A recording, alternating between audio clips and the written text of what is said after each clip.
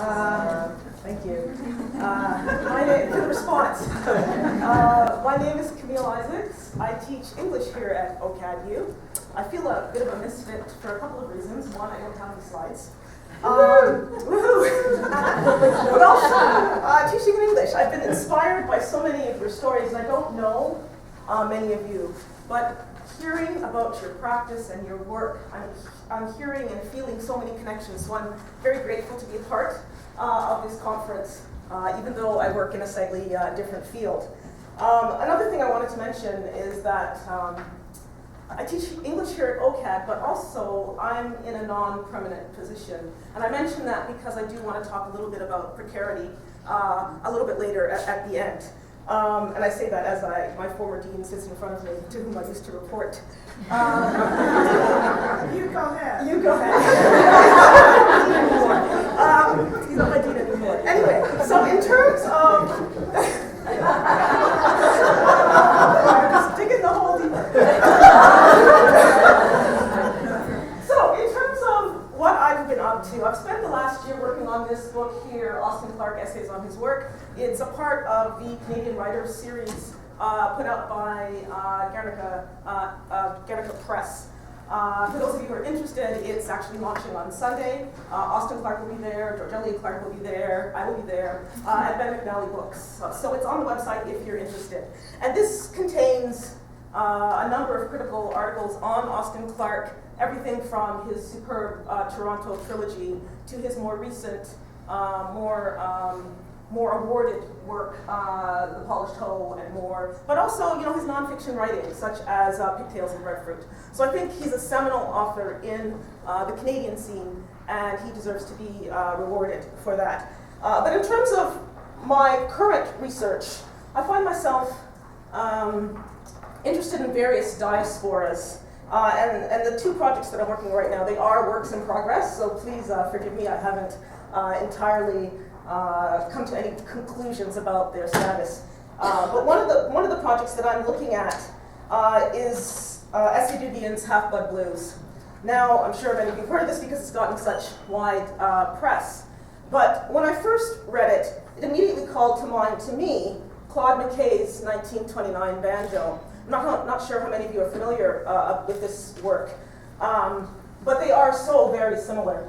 We have in both these works two multinational, multi-ethnic jazz bands trying to eke out a living in France, interwar period, and essentially they're two black diasporic populations.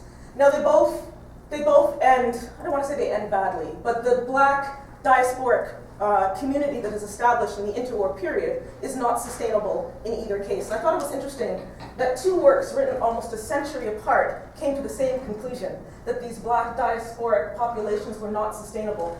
And so I was interested in, one, what drew this black diasporic community together, and two, what tore it apart. And it was a few things. The fact that a band plays a significant role in both books, I think, is significant. And what we see is that music functions as a language. For these multi-ethnic, multinational characters, they often didn't speak the same language. If you're familiar with Half-Blood Blues, we have Hero Falk, who's German. We have a few other German characters. We have the African-American players. And they didn't all speak the same national language. The language that they had in common was music. In fact, at one point, Delilah, who's one of the few female characters, introduces Hero Falk, the German character, the black German character who was eventually sent to a concentration camp. She introduces Hero to Joe Louis, famous American trumpeter. She says to Joe Louis, here's Hero Falk. He doesn't speak your language. He doesn't speak English, but he speaks your language. And in that case, the language was the language of the jazz trumpet. Okay, so we see both books, music functioning as a language. However, both groups fall apart. In Claude McKay's banjo, it falls apart because of the Great Depression. And in Half-Blood Blues, the Nazi occupation of France ends this multi-ethnic group that has come together. So we see that although music and various other things work to hold the community together, in times of crisis, music becomes dialect. it becomes a less important factor in holding the group together. And there are a few other factors that held them together. If you're going to have a Black national, international group, you have to have good health. Both these books break down in part because the characters have bad health. Hero Falk has the stomach ailment, he goes in search of milk.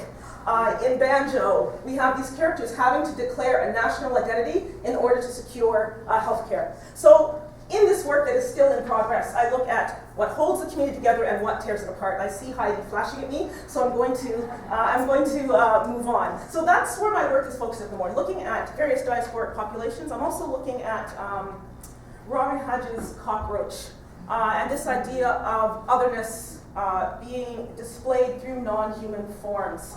And tying it to an 1897 work called The Beetle, which has a shape-shifting character that moves between not just human and non-human, but also between male and female. So that's the way that I'm kind of exploring diaspora at this point in time. And to get back to my precariousness, I've heard so many of you say that you're interested in the invisibility of Blackness in the arts, in curatorial practice, in museums. And I think it goes hand in hand with the invisibility of Blacks in academia and in media and in various other realms. So part of what I'm interested in is how we can talk about our invisibility in academia specifically so that we can, one, try to rectify, try to ensure, Audrey mentioned in her presentation about how do we change the way that education goes forward, how do we bring these various groups into the classroom. And it happens in part by making sure the staff teaching those classes are permanent, who have jobs, who can be there on a about increasing our presence. We need to increase our presence across the board, and we work hand in hand together. I recognize there are scarce resources, but that doesn't mean we have to elbow each other out.